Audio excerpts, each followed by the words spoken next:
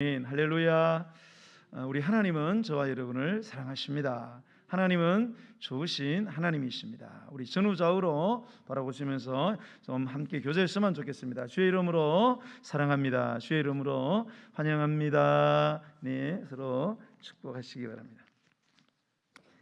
부모가 죽으면 자식은 부모를 보낸 이 자식은 부모를 산에다가 묻습니다. 요즘은 이제 산에 안 묻고 화장해서 납골당에 넣지요. 그런데 이 자식이 죽으면 부모는 그 자식을 가슴에 묻는다, 이런 말이 있습니다. 또 이런 말도 있어요. 부모 잃은 자식의 눈에는 앞산의 나무가 보이나 자식 잃은 부모의 눈에는 앞산 나무가 보이지 않는다, 이런 말이 있어요. 자, 부모님이 돌아가셨어요. 근데 부모님 돌아가고 이렇게 자식이 앞에 있는 산을 보면 산이 환하게 잘 보인다는 겁니다. 그런데 자식을 잃은 부모는 앞산을 보면 앞산이 하나도 안 보인다는 거예요. 왜 안 보이겠어요? 눈물이 앞을 가리기 때문에 부모는 자식 잃은 슬픔 때문에 아무것도 베이지 않는다는 겁니다. 어느 봄날이었습니다. 어떤 사람이 산속을 지나다가 잠시 쉬고 있는데 근처에서 어느 할머니 한 분이 산나무를 뜯고 계십니다. 그 할머니와 이런저런 얘기를 하는 중에 할머니, 왜 홀로 이런 산속까지 와서 나무를 뜯으세요? 그렇게 여쭈니까 할머니 대답이 3년 전에 딸이 죽었는데 3년 전에 죽은 딸이 생각이 나서 도저히 집에 있을 수가 없어 이렇게 다니면서 산나무를 뜯고 있습니다. 이렇게 대답을 하더래요. 여러분, 우리 자식들 가운데 3년 전에 떠나보낸 부모님 생각에 산으로 들러 다니면서 그립고 괴로운 마음을 달랠 자식이 과연 몇이 되겠습니까? 여러분, 어머니가 아기를 낳을 때요 흘리는 피가 서말서대래요. 서말서대를 제가 계산하니까 59.4리터예요. PT병으로 한 30병 되는 것 같은데 피 많이 흘리나? 엄마가 죽을 낀데, 이런 생각. 이 자식을 기를 때 그 자식에게 저절 8섬 너말을 먹인다고 합니다. 8섬 너말 1512리터, PT병으로 756병이나 젖을 짜가지고 자식에게 먹인다고 합니다. 오늘은 어버이 주일인데요, 유태인들은 어버이의 사랑을 격언에 담기를 신은 도처에 가 있을 수 없기 때문에 대신에 어버이를 만드셨다, 이렇게 이야기하고 있습니다. 어버이가 신이 될 수는 없는 일이지만 자식에 대한 애절한 사랑을 하나님의 사랑에 비유한 말입니다. 그러므로 어버이의 사랑을 입고도 그 은공을 모른다, 그 자식은 분명히 경우도 모르는 자식이고 도리도 모르는 자식이고 사람 구실 못하는 사람일 것입니다. 21세기는요 전통적인 윤리와 가치관이 급속도로 붕괴되는 시대를 맞이했습니다. 특히 21세기의 변화 중에 가장 두드러지게 나타나는 것은 가정의 붕괴입니다. 가정이 무너지면 사회가 무너지죠. 사회 무너지면 나라가 망합니다. 하나님께서 이 땅에 세우신 최초의 기관은 가정이었습니다. 그러므로 모든 사회의 기초는 가정인 것입니다. 그러면 가정을 지탱하는 가장 큰 근거는 무엇이냐? 바로 효사상입니다. 자녀가 자기를 낳아준 부모를 공경하는 것입니다. 그러면 사람이 부모를 공경해야 되는 이유는 뭘까요? 그것은 우리를 창조하신 하나님, 우리를 만드신 하나님의 명령이기 때문에 그렇습니다. 출애굽기 20장 12절에 보면 10계명 중에 제5계명이 나오는데요, 바울은 이 제5계명을 그대로 인용하여 에베소서 6장 1절에서 자녀들아 주 안에서 너희 부모에게 순종하라, 이것이 옳으니라, 이렇게 명령을 했습니다. 하나님은 절대자이십니다. 절대자가 너희 부모에게 순종하라고 명령하셨다는 것은 자식이 부모에게 하는 순종은 절대적이다, 그런 뜻입니다. 어떤 이유가 필요 없다는 겁니다. 조건 관계없이 부모에게 순종하고 부모를 공경하라는 명령입니다. 그래서 너희 부모라고 말할 때 잘해준 너희 부모 그러지 않았어요.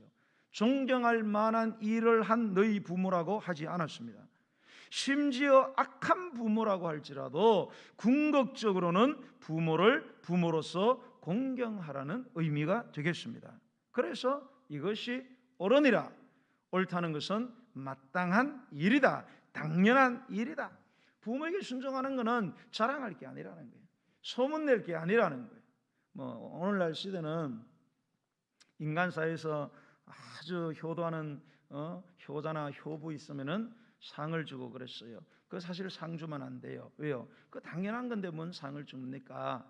우리 교회도 상 준 적이 있어요. 여러분, 저 외곽고속도로가 100km예요. 제한속도가. 여러분, 제한속도 100km 1년 내내 지켰다고 이재영 집사님 그 외곽순환도로 타고 왔다고 1년 뒤에 국가에서 상 준 적 있어요? 한 번도 없습니다. 왜요? 그 당연한 거거든요. 법으로 한 거 당연한 거예요. 당연한 건데 누가 그거를 그 사람을 자랑하고 표창합니까? 부모를 공경하는 거는 너무 당연한 거예요. 그러니까 그거는 자랑할 일도 아니고, 그거는 선행이라고 소문낼 일도 아닌 것입니다. 여러분, 창세기에 나오는 노아의 세 아들이 있죠. 셈, 함, 야벳입니다. 이 중에 이 흑인들의 조상이 함이 되었다 그랬어요. 아프리카 지역으로 갔습니다. 왜 그러냐? 아버지 노아한테 저주를 받았어요.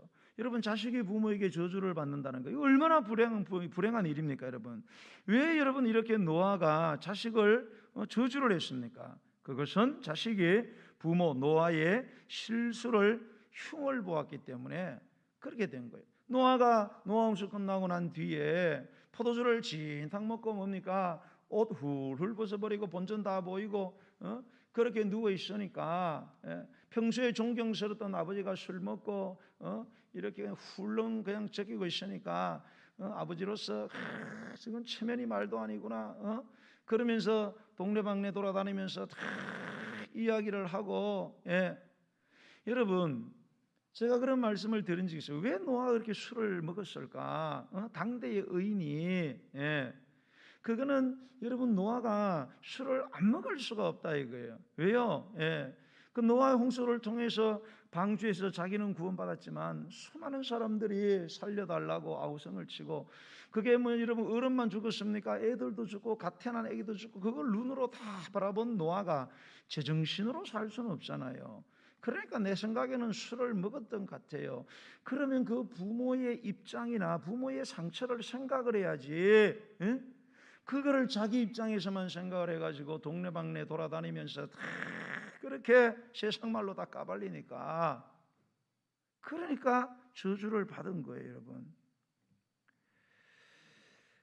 여러분. 그래서 잠언서 15장 20절에 보면 지혜로운 아들은 부모를 즐겁게 하여도 미련한 자는 의미를 업신 여기느니라 이렇게 했어요. 우리 장로교회를 창시한 칼빈 목사님은 이런 말을 했어요. 부모를 업신 여기는 자는 인간이 아니라 괴물이다.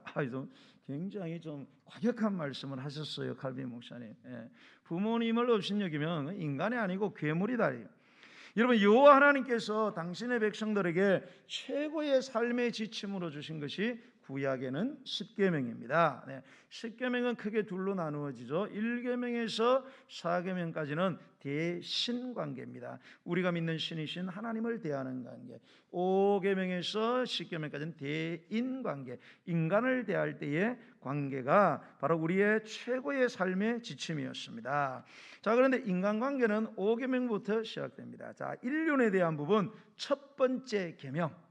인간에게 주어진 계명이 6개 있는데 그 중에 첫 번째, 이 순서가 중요합니다. 이 첫 번째가 뭐냐? 바로 제5계명, 내 부모를 공경하라. 이런 뜻입니다. 여러분, 이 공경하다라는 이 히브리 원어는 카바드입니다. 카바드는 원래 우리 신체에 있는 한 기관인 간을 뜻하는 카베드라는 말에서 유래했습니다. 그런데 이 간은 사람의 내장 중에 가장 크고 무겁다고 합니다. 그래서 공경한다는 말은 무겁다, 중하게 여기다, 귀중하게 여기다, 그런 뜻을 가지고 있다고 합니다. 간이 내장 중에 가장 크고 무겁다고 해서 아이고 무슨 뭐 간이 이렇게 무겁냐. 그리고 밖으로 끄집어내거나 버릴 수는 없지 않습니까? 간은 신체적으로 볼 때 가장 크고 거추장스러운 짐 같지만 우리가 섭취한 음식물의 영양분을 저장하고요, 또 소장 안에서 음식물의 그 소화 기능을 도와주는 역할을 하고, 무엇보다 우리 몸 안에 있는 독성 물질을 해독하는 그 일을 간이 하는 것입니다. 그러므로 아무리 크고 무거운 간이라도 간을 소홀히 대하거나 짐으로 여겨서는 안 되는 거죠. 오히려 간에게 감사하고 세심하게 보호하고 보살펴 줘야 되지 않겠습니까? 마찬가지입니다. 우리 부모님들도 우리 생활에 가장 크게 자리하고 무겁게 느껴진다고 그거를 짐으로 여기고 소홀히 대하고 외면하는 것이 아니고요, 간을 대하듯이 소중하게 귀하게 대해야 된다 이 말입니다. 여러분, 새가 날 수 있는 것은 무거운 날개 때문에 창공을 날 수 있는 것입니다. 선박은 무거운 닷이 있기 때문에 어떤 조류의 움직이나 폭풍에도 완전한 저항력을 갖고 안전한 정박이 가능한 것입니다. 우리가 타고 다니는 차는 무거운 엔진이 있기 때문에 천리길도 단숨에 오고 가는 것입니다. 우리에게 부모님이 바로 그러합니다. 큰 무게로 느껴지나 그것이 짐이기 때문이 아니라 귀중하기 때문임을 알아야 됩니다. 자, 여러분 보세요. 여러분에게 귀중한 것이 생겼어요. 여러분이 귀중한 것을 갖고 있어요. 귀중한 것을 갖고 있으면 여러분 마음이 편해요, 마음이 불편해요? 전리라 집사님, 다이아몬드를 5kg 갖고 계세요. 자, 다이아몬드 5kg가 생겼어요. 마음이 편해요, 불편해요?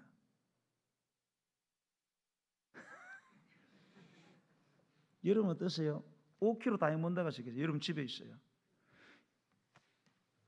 편해요, 불편해요? 편할 때가 많아요, 불편할 때가 많아요? 불편할 때가 훨씬 많습니다. 왜요? 이거를 두고 나가야 되나, 가지고 나가야 되나, 이래도 걱정 저래도 걱정. 왜요? 그게 귀하기 때문에, 너무너무 귀하기 때문에. 여러분, 우리가 귀한 것을 가지면은 우리의 모든 신경이 빼앗기고 불편할 수밖에 없어요. 그렇지만 그렇다고 그것을 함부로 다룰 수는 없는 것입니다. 그러므로 우리는 부모님들에게 말로나 행동으로나 특히 표정으로 귀하고 공손하게 그렇게 대해야지, 함부로 대하면 안 돼. 이야, 5kg짜리 다이아몬드 생기고 신경 쓰여 죽겠네. 에따, 그리고 버리지 말고 저한테 갖고 오세요. 그런 사람이 누가 있습니까, 여러분? 불편하다고, 예, 그것을 위해서 뭡니까? 금고를 만들고 신경을 쓰고, 예, 언젠가는 귀중하게 소용될 거라고 생각하고 그렇게 대하지 않습니까? 여러분, 귀중한 것은 그러므로 늘 안전한 데 두고요, 그리고 늘 좋은 곳에 둘러갑니다. 여러분, 자식은 좋은 집에 살고 좋은 아파트 살면서 부모님은 쓰러져가는 집이나 냄새나는 환경에서 모시면 안 되지요. 그러면 벌 받습니다. 여러분, 사람이 살아가면서 맺게 되는 인간관계는 크게 두 가지예요. 하나는 선천적인 관계고 하나는 후천적인 관계예요. 선천적인 관계는 내 의사와 관계없어요. 예, 내 의사와 관계없이 이미 결정된 게, 태어나 보니까 부모가 결정됐어요. 나라가 결정됐어요. 조국이 결정되었어요. 민족이 결정되었어요. 형제가 결정되었어요. 태어나면서 맺어진 절대적인 관계입니다. 후천적인 관계가 있습니다. 뭡니까? 친구와의 관계, 부부와의 관계, 스승과 제자의 관계, 목사와 성도와의 관계. 변할 수 있는 관계죠. 바뀔 수 있는 가변적인 관계입니다. 반면에 부모와 자식의 관계는 절대적인 관계입니다. 퀘스천 마크를 달 수가 없습니다. 부모님을 받들고 순종해야 하는 것은 이유가 필요 없습니다. 이해의 성질이 아니라는 겁니다. 해도 되고 안 해도 되는 그런 관계가 아닙니다. 납득을 시키거나 이해가 필요 없는, 선택의 여지가 없는 관계가 부모 자식의 관계인 것입니다. 여러분, 부모 공경은 하나님의 명령이기 때문에 부모님을 봉양해 드려야 합니다. 봉양이라는 건 뭐냐? 생활을 책임지는 겁니다. 부모님은 자식이 어릴 때 가진 고생을 다 하지 않습니까? 그러면서 키웠는데 자식이 다 컸을 때는 이제 어떻게 돼요? 부모가 다 노쇠해가지고 이제 근력이 없고 육신이 전과 같지 않습니다. 수입도 전과 같지 못하고, 예, 이제 직장에서 다 물러나가지고 수입이 없을 수도 있습니다. 그래서 자식이 크면 이제는 자식이 부모님을 보살펴야 되는 차례가 온 것입니다.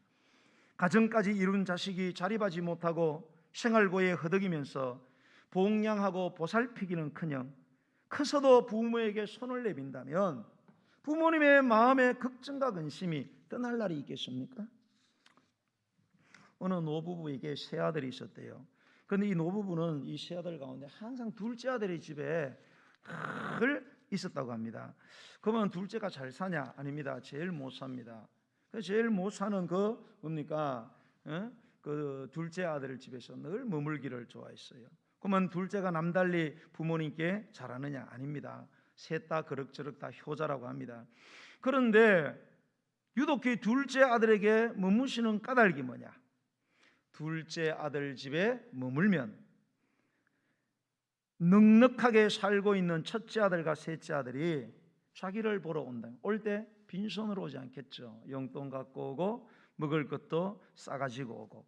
그렇게 첫째와 셋째가 돈과 그런 음식을 가져온 것을 가난한 둘째 아들과 함께 먹고 싶어서, 그래서 둘째 아들 집에 있다는 거예요. 그래서 이 노부부는 어디를 가든지 우리 둘째 때문에 늘 걱정이다, 이런 말을 한다고 합니다. 여러분, 이처럼 생활고에 시달리는 자식을 둔 부모의 마음은 편할 날이 없습니다. 그러므로 자식된 사람은 하나님을 잘 섬기고 열심히 일을 해서 먹고 사는 일에 부모님 걱정을 끼쳐서는 안 될 줄로 믿습니다. 자, 오늘 성경 본문에 보면요, 아주 재미있는 말씀이 기록이 되어 있어요. 이 거머리와 까마귀에 대해서 기록되어 있는데요, 우리 한번 읽어보겠어요. 자, 15절로 17절 시작. 거머리에게는 두 딸이 있어 다오 하느니라. 족한 줄을 알지 못하여 족하다 아니하는 것 서너시 있으니 곧 서울과 아이 베지 못하는 태와 물로 채울 수 없는 땅과 족하다 하지 아니하는 불이니라. 아비를 조롱하며 음이 순종하기를 싫어하는 자의 눈은 골짜기에 까마귀에게 쪼이고 독수리 새끼에게 먹히리라. 자, 그러니까 거머리에게 두 딸이 있어요. 예. 그런데 이 두 딸은 부모 거머리에게 맨날 뭐라 그래요? 다오. 이거는 아버지 줘요, 엄마 줘요, 왜 안 줘요? 계속 달라고 만다는 거예요. 거머리 두 딸 이름이 첫째 딸도 다오고 둘째 딸도 다오예요. 예. 그래서 보면 족한 줄을 알지 못하여 족하다 하지 아니하는 것, 아무리 줘도 만족하지 않아. 예. 줘도 뭡니까? 밑 빠진 독에다가 물 붓는 것처럼 부모가 아무리 줘도 끝이 없어요. 또 달라고. 그게 선엇이 돼요. 그게 서울이래요. 지옥이잖아요. 죽은 자를 삼킨다. 아이 베지 못하는 태, 임신하기를 원하고 물로 채울 수 없는 땅, 사막이잖아요. 붓는 대로 흡수해버립니다. 예, 족하지 아니하는 불, 공급하는 대로 연료를 다 태워버리는, 이런. 그런데 여러분, 이 거머리 두 딸이 이 다오라고 있어요. 거머리는 환영동물입니다. 길이가 여러분 아시겠지만 한 2-3cm, 3-4cm 정도 돼요. 그죠? 예, 시골에 계신 분들 거머리 보셨죠? 예, 언제 많이 붙어요? 예, 모내기 할 때만 해요. 예, 모내기 할 때 장화를 신는데 장화가 어디 있어요? 옛날에 그냥 논에 들어가가지고 맨발로 들어가가지고 심다가 뭐가 뜨끔뜨끔해서 나와보면은 뭡니까? 이 종아리에 시커먼 게 서너 마리 붙었습니다. 예, 깊이 들어간 놈은 막 쥐고 막 잡아 당기면 막 안 나온다 핏바람 먹는다 그러고 뚝 떨어집니다. 그냥. 예, 그래도 그 안에 박혀 있어요. 예, 여러분, 이 거머리는요, 입이 양쪽에 있어요. 예, 이걸 이제 빨판이라 그래요. 빨아당기는 판이다 그래갖고 양쪽에서 피를 흡수합니다. 이게 3-4cm밖에 안 되지만은 피를 빨아먹기 시작하면 이게 5배까지 커져요. 그러니까 3-4cm라면 이게 거의 뭡니까? 3-55, 4-50, 한 15에서 20cm까지 커진다는 거예요. 얼마나, 죄송합니다, 처먹었으면 어마어마하게 그렇게 계속 빨아당긴다는 거예요. 줄 모르고. 예, 누구한테? 부모한테. 그런 두 딸이 있다는 거예요. 그래서 이 빨아당기는 이 빨판을 다오라고 이제 은유적으로 비유를 한 거예요. 예, 거머리가 그렇다는 거예요. 예, 자식들 가운데 그런 자식이 있다는 거예요. 여러분, 그런데 이 그머리와 그 두 딸에 대한 이야기가 그 뒤에 보면은 까마귀와 어미 순종과 이 연속적으로 연관해서 기록됐다는 점을 우리가 유의해 보아야 돼요. 여러분, 이 성경은 여러분들이 보시면 이 장을 나누어 놨잖아요, 그죠? 그리고 이 동그라미를 이렇게 쳐가지고 문단을 나누어 놨습니다. 그러나 원래 성경은 그런 게 없어요. 예, 원래 성경은 장으로 나누어지지 않았어요. 그거는 학자들이 나중에 이래보고 대충 내용들을 파악을 해가지고 장을 만들었고 문단을 나누어 놨어요. 원래 원어는 그런 게 없어요. 예. 그러니까 여러분, 그런데도 너무 이렇게 얽매이면 안 돼요. 예. 그래서 이런 자문사 같은 경우는 동그라미가 막 많아요, 이렇게. 그래서 다 따로따로 분리된 것 같지만 어떤 면에서는 뭡니까, 문장 흐름상 전부 다 연관이 있기 때문에 돼 있어요. 그러면 이 그머리가 두 딸, 그 이제 그머리 부모, 그머리 딸이 있고 밑에 보면은 이 까마귀가 나요. 까마귀 또 어미 순종에 대한 이야기, 이게 연관이 있다고 저는 생각을 해요. 여러분, 이거를 유의해 볼 때에 이 말씀이 도대체 무슨 말씀입니까? 무슨 말씀이라서 그머리와 그머리 두 딸을 이야기하고 그 다음에 까마귀와 어미 순종에 대해서 이야기하느냐? 이거는 한마디로 다 큰 자식이 되어서도 낳아주고 길러준 부모를 공경하고 봉양을 해야 되는데 그렇게 하기는커녕 끊임없이 부모에게 무엇인가를 기대하고 요구하고 부모님 주세요, 부모님 것을 탐나기만 하는 것, 부모님 재산 주세요, 부모님 문서 주세요, 사업하는데 뭐 도와주세요, 해주세요. 안 해주면은 뭡니까? 원망하고 불평하고. 요즘은 달라 그러면 웬만하면 자식 눈치 보고 얼른 주세요. 사실 꼭 쥐고 있는 게 좋긴 좋은데 가딱 잘못하면 자식이 미워해가지고 부모를 죽이는 경우도 있어요. 그래요, 안 그래요? 그래요, 여러분. 그게 여러분 내 가정에서 안 일어날 거라고 장담할 수 있어요?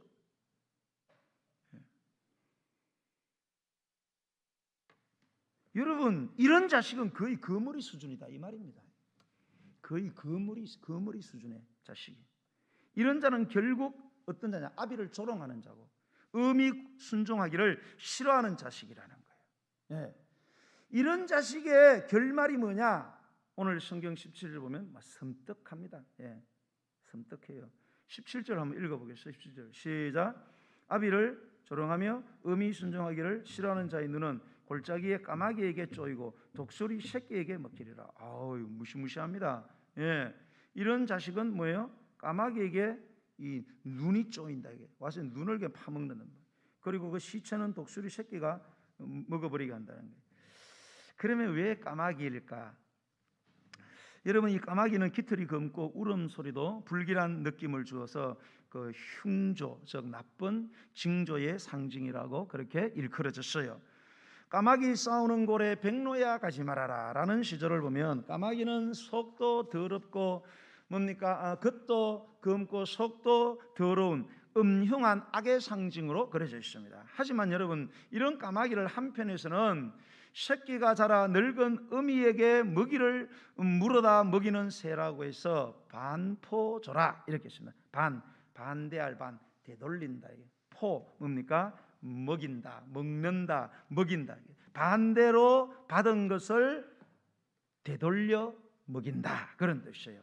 그래서 반포조라, 뭐가? 까마귀가 그런다는 거예요. 예. 그래서 까마귀를 뭡니까? 자오라고 했어요. 자오. 예. 인자할자 까마귀자 써서 인자한 까마귀.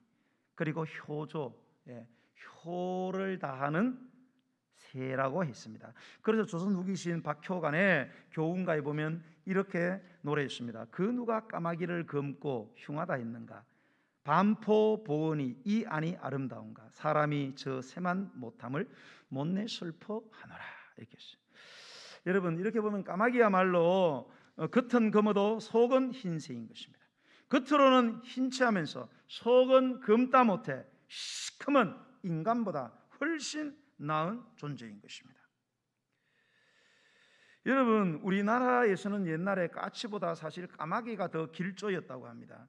그런데 우리는 지금 까마귀는 뭡니까? 길조의 새고 뭡니까? 이 정말로 까치는 길조의 새고 까마귀는 그 흉조의 새라 이렇게 했는데, 옛날에는 까마귀가 훨씬 더 길조였대요. 왜 갑자기 어떻게 길조의 새가 흉조의 새로 바뀌었느냐? 이거 다 일본 사람하고 중국 사람들이 우리나라 지배하면서 이것을 바꾸어 놓았다는 겁니다. 그래서 원래 우리나라 이 고구려 깃발의 상징이 뭡니까? 까마귀 세 개가 이렇게 있습니다. 까마귀. 그래서 이 뭡니까? 고구려를 제일 두려워했던 민족이 누구예요? 저 중국 애들이잖아요, 그죠? 뭐 영계 소문 이런 막 하니까, 그러니까 이 까마귀에 대해서 폄하하는 말을 이렇게 하고, 또 일본 애들이 까마귀를 그렇게 좋아한대요. 까마귀를 좋아하고. 그래서 우리나라를 지배하면서 지네들 좋은 건 우리 보고 나쁘다, 뭐 이렇게 해가지고 이걸 다 바꿔버렸대요. 이 중국 놈들하고 일본 놈들이. 원래는 이게 까마귀가 길조라는 거예요.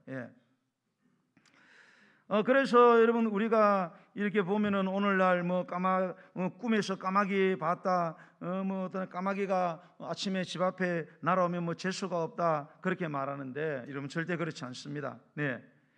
여러분, 이 까마귀만큼 부모를 잘 섬기는 조류가 없다는 것입니다. 그리고 여러분, 성경에 보면 까치하고 까마귀하고, 성경에 까치 나오나요?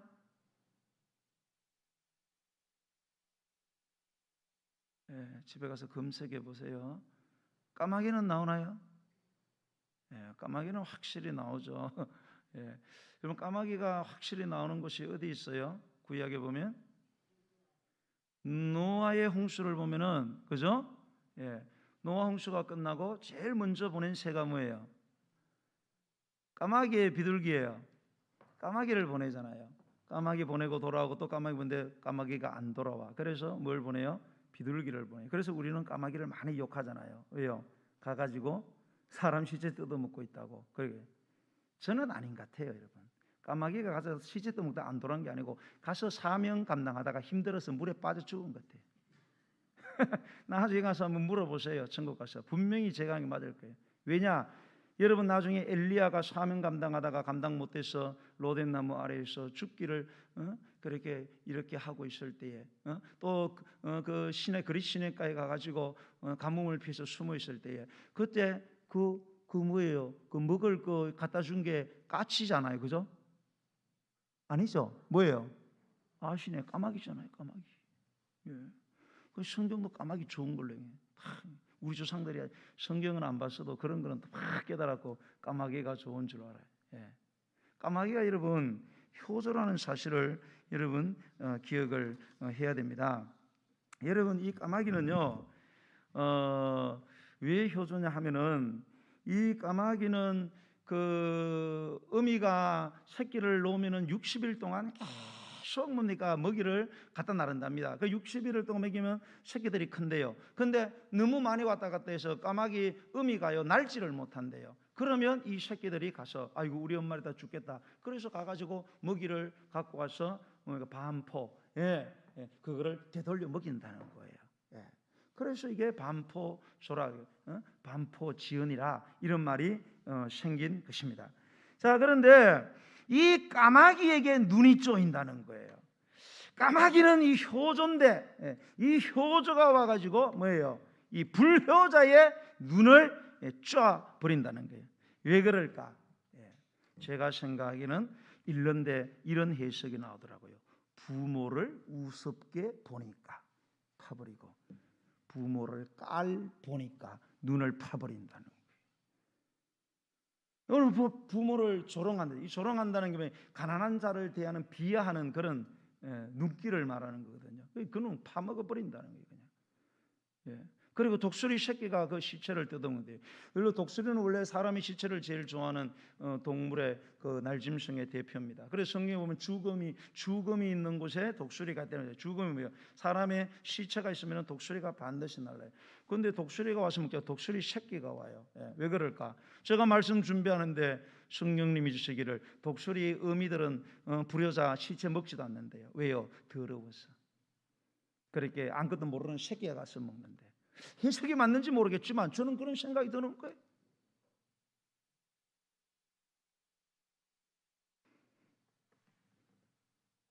여러분, 부모에게 불효하는 것은 세계들조차도 천시당하고 말 거라는 것입니다. 여러분, 부모는 그러므로 부모에 대한 효도는 살아계실 때 해야 됩니다. 여러분, 유교의 풍습은 돌아가신 부모님께 제사를 잘 지내도록 했습니다만 성경은 돌아가신 분의 제사에 대해서는 전혀 언급한 적이 없습니다. 제사는 유교에서 유래된 유교 문화인데 유교를 만든 사람이 누굽니까? 공자입니다. 여러분, 공자의 직속제자 정자가 무슨 말을 했느냐? 부모님 돌아가신 후에 황소를 잡아 제사를 드림보다 살아계실 때 다간머리 해서 드리는 게 낫다 이랬어요. 공자는 제사에 대해서 이야기한 적이 없어요. 제 아들이 만들었어요. 자기 좋으라고. 공자도 그렇게 이야기했어요. 살아있는 부모님한테 죽어서 황소 잡아하고 제사 드려 소용없다는 거예요. 그런데 지금 열심히 제사를 드리고 있어요. 누구 쫓아고 제사 드립니까? 자식 쫓아고 드리는 거죠. 내가 들어야 남한테 손가락질 안 당하니까. 내가 들어야 이렇게 착한 일을 해야 나한테 재앙이 안 오지 않겠나. 그래도 부모한테 잘못하면은 재앙받고 나쁜 일을 생길까 봐 다 자식 쫓아고 하는 거예요. 정말로 부모는 살아계실 때 해야 된다는 겁니다. 그래서 생전의 효도가 효도라는 것입니다. 송강정철에 이런 시가 있지 않습니까? 어버이 살으실제 섬기란다. 지나가면 애답다 의아리 평생에 고쳐 못할 일이 이뿐인가 하노라. 여러분, 조선일보가 50대 이상 중장년층, 저도 50대인데요 50대 중장년층에게 설문한 조사에 보면 어버이날 때 제일 받고 싶어하는 선물, 첫 번째 현금, 두 번째 의료 서비스, 임플란트 뭐 이런 거 해주는 거, 세 번째 휴대폰 등 최신형 전자제품. 자, 어버이날 자녀와 함께 제일 하고 싶어하는 일, 여행이라고 합니다. 그 다음에 오붓한 대화, 그리고 외식 순이었습니다. 자, 어버이날에 자식에게 가장 듣고 싶어하는 말, 잘 키워주셔서 감사합니다. 41%. 2위는 저희 걱정 마시고 이제 부모님만 위해서 사세요. 2위. 세 번째는 오래오래 건강하게 사세요. 3위입니다. 자, 평소 자식에게 가장 상처받는 말, 아버지하고 엄마하고 말이 안 통해요. 이게 부모가 가장 상처를 많이 받아요. 2위는 핸드폰, 인터넷 같은 기계 작동을 두고 자녀들이 흔히 아빠는 엄마는 그것도 못해? 여기에 두 번째로 상처. 세 번째, 바빠서 못 찾아뵙겠습니다 라는 말에 세 번째로 상처를 받는다고 합니다. 여러분, 전문가들은 자녀들이 나이 든 부모와 대화를 나눌 때 자존심을 살리는 방식을 유념하라고 권하고 있습니다. 정신과 전문의들은 부모가 나이 들어 경제력 등 주도권을 상실하게 되면 이것도 못하네, 말이 안 통하네, 이런 사소한 말에 쉽게 상처를 받는다고 합니다. 그래서 가장 듣고 싶은 말이 뭐라요? 잘 키워주셔서 고맙습니다 라는 이 말은요, 많은 한국의 부모들은 여전히 자신의 가장 중요한 업적으로 자식 잘 키우는 것을 여기기 때문에 그렇습니다. 그래서 전문가들은 혼자서 충분히 결정할 수 있는 일이라도 부모님의 의견을 구하라고 그렇게 조언하고 있습니다. 그래야 자식에게 내가 늙어도 도움이 되는구나, 그런 자존감을 통해서 자신이 여전히 살아있음을 느끼기 때문에, 사실은 현금을 가장 원하지만 그보다 몇 배 더 그것이 더 큰 기쁨이 된다는 것입니다. 사랑하는 성도 여러분, 에베소서 6장 1절로 3절에 자녀들아 주 안에서 너희 부모를 순종하라, 이것이 옳으니라. 네 아버지와 어머니를 공경하라. 왜? 이것은 약속이 있는 첫 계명이니 내가 잘 되고 땅에서 장하라. 그렇죠. 5계명에서 10계명까지 가운데 유일하게 5계명만 약속을 달아놨어요. 뭐라고? 네가 잘 되고 장수하리라, 건강하게 될 것이다. 다른 건 없어요. 살인하지 말아라, 간음하지 말아라, 거짓말하지 말아라, 그러면 뭐가 된다, 이런 약속의, 축복의 약속이 오직 부모에만 유일하게 약속을 달아놨어요. 축복의 약속을. 부모 공경을 정말로 잘하면 네가 잘 될 수밖에 없고, 그리고 장수한다, 건강이 보장될 것이다, 그렇게 말씀하고 있습니다. 사랑하는 성도 여러분, 우리 교회가 저는 성경의 말씀을 본받아 부모 공경 잘하기로 소문난 교회가 되기를 원합니다. 그래서 우리 교회를 통해서 예수님의 모습이 나타났으면 좋겠습니다. 그래서 우리 교회를 통해서 많은 불신 부모들이 예수님 믿고 구원받는 기적이 있는 교회가 되기를 주의 이름으로 간절히 축원합니다. 우리 찬양하면서 준비하신 예물을 하나님께 드리겠습니다. 579장 찬송 드리겠습니다.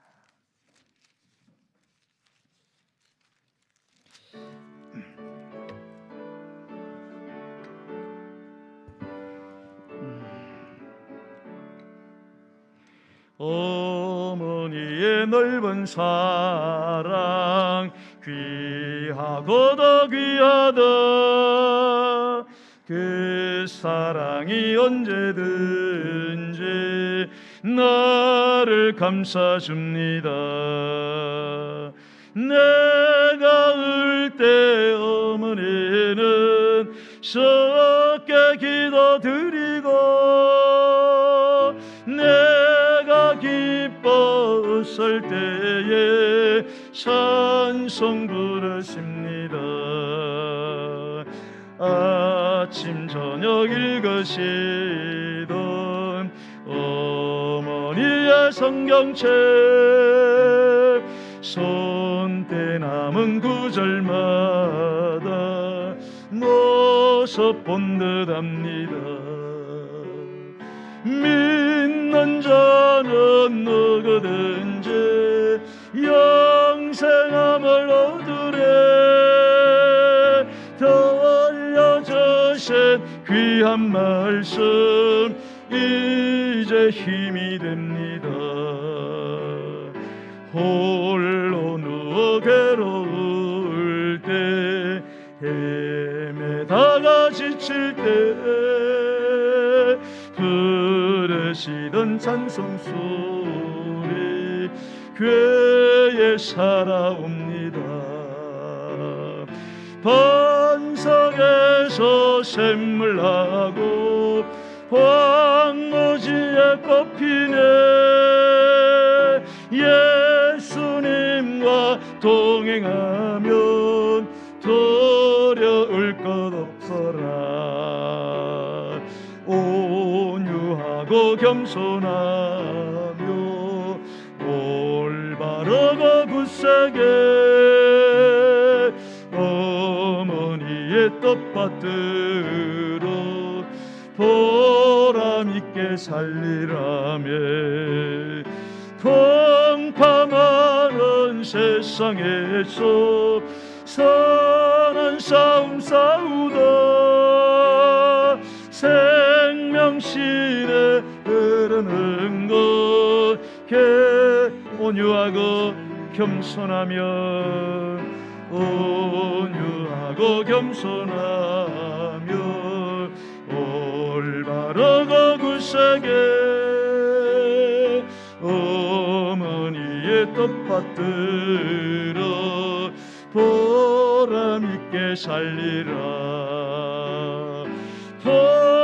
풍파많은 세상에서 선한 싸움 싸우다 생명샘에 흐르는 곳 궤에 함께 살리라. 오늘 이 시간 우리 다 함께 기도하기를 원합니다. 하나님께서 오늘 우리 어버이 주일을 허락하시고 오늘 말씀을 통해서 자식된 도리로서 부모에게 어떻게 행해야 되는지 우리에게 확실하게 충분하게 우리에게 말씀하셨습니다. 우리가 부모님의 은혜로 이 땅에 태어나서 우리가 먹고 자라고 지금까지 큰 것은 전부 다 부모님의 수고 때문이었습니다. 그러나 우리가 자라고 난 뒤부터는 내 힘으로 된 줄 알고 우리가 부모님이 근력이 없어지고 정신이 오락가락하고 연약해지면은 우리가 때로는 정말로 하대하고 가난한 자를 비하해서 보듯이 그렇게 무관심할 때가 얼마나 많습니까? 정말로 부모님들은 목숨을 다해서 당신의 애정을 우리에게 줬지만 우리는 말로도 애정 표현을 제대로 하지 못하고 우리는 짧은 시간도 함께 보내주지 못하고 경제적으로도 힘들다고 도움도 주지 못하면서 부모의 가슴에 상처를 주는 말들을 우리가 얼마나 많이. 부모님들은 우리의 건강을 챙기기 위해서 당신의 건강을 돌아보지 않았는데 우리는 커서도 부모님의 건강을 미리 챙기지 못하고 그렇게 살아갈 때가 후회하는 일들이 얼마나 많습니까? 오늘 이 시간에 하나님 아버지 참으로 우리 안에 이러한 불효들이 있음을 주님 앞에 고백합니다. 오늘도 회개하며 나아갑니다. 하나님께서 당신 되신 부모님을 허락해 주셨는데 우리가 부모님을 온전히 공경하지 못하고 봉양하지 못한 것을 용서해 주시옵소서.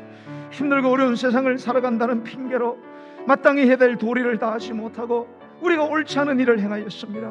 하나님이여, 다시 한번 우리에게 예수님께서 아버지 일찍 여의고 그 엄마를 도와서 밑에 있는 동생들을 돌아보면서 30년 동안 그렇게 효도인 것처럼 우리도 예수님의 효를 배우게 하시고 정말로 주님 앞에 믿음의 효를 가진 자들로 자라날 수 있도록 하나님, 우리 교회에게 정말로 이 부모를 사랑하는 마음이 충만한 사람들이 아버지 하나님 날마다 일어날 수 있도록 우리 교회를 축복해 달라고 우리 주의 이름 부르고 기도하겠습니다. 주여,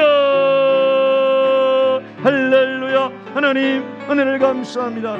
오늘 이 시간 우리가 너무나 삭막하여지고 아버지 부모를 거역하는 시대, 부모를 미워하는 시대, 부모를 죽이기까지 하는 이런 시대, 부모에게 다오 달라고만 하고 안 주면은 부모를 원망하고 불평하고 부모를 조롱하고 비하하는 이런 시대를 우리가 살아가는 중에 오늘도 우리는 주님의 말씀을 듣습니다. 아버지 하나님이여, 하나님은 우리를 존귀한 존재로 만드셨건만 우리를 통하여 부모를 공경하게 하고 부모가 우리를 위하여 애쓰고 수고하여 이제 자식이 자라면 노쇠에서 근력도 없고 정신도 없고 아버지 경제력도 없고 건강도 잃어버렸을 때에 그 부모를 공경하라고, 그 부모를 봉양하라고, 그 부모에게 순종하라고 주님은 명령하고 계십니다. 아버지 하나님, 그러면 너희가 이 땅에서 잘 되고 장수하리라. 형통의 복과 건강의 복을 주시겠다고 말씀했사오니 아버지, 오늘도 약속의 말씀을 믿고 주님의 명령이기도 하지만 이 명령을 우리가 순종하면 우리에게 약속된 복이 있음을 믿고 우리 하늘떡에 자식된 성도들은 부모 공경하기를 제1로 하며 참으로 아버지 하나님이여, 거머리를 본받지 말고 까마귀를 본받는 주여, 저희들이 되게 하여 주옵소서. 부모를 어른을 공경하고 주여 섬기는 교회로 소문난 교회가 되게 하여 주옵소서. 오늘 이 시간 우리가 치유의 기도를 합시다. 하나님은 우리를 치유하시는 하나님이십니다. 저는 끊임없이 우리 교회 안에서 반드시 언젠가는 치유의 은혜가 폭발할 것이라고 믿습니다. 그렇게 끊임없이 기도하고 있습니다. 오늘 이 시간도 기도할 때 하나님 아버지, 우리 안에 있는 더러운 질병들 주님은 능치 못할 일이 없습니다. 우리가 지난주 첫 주 기도를 통하여 10가지 재앙 속에 나타난 그 하나님, 그 구체적인 하나님, 물을 피로 만드는 화학적인 반응을 일으켜서 전혀 다른 물질을 만드시고 물을 피로 병케 하신 하나님, 우리의 온몸이 물로 피로 되어 있습니다. 하나님이 우리 안에 있는 물과 우리 안에 있는 그 피가 더럽고 병든 물과 피가 있으면 화학적 반응을 통하여 건강한 피로 혈관을 만들어 주옵소서. 그래서 모든 질병들이 떠나가게 하시고 하나님의 전능하심이 나타나게 달라고 오늘 이 시간 여러분의 병든 곳에 손을 얹으시고 오늘 시간 주의 이름 부르며 기도하겠습니다. 주여, 할렐루야.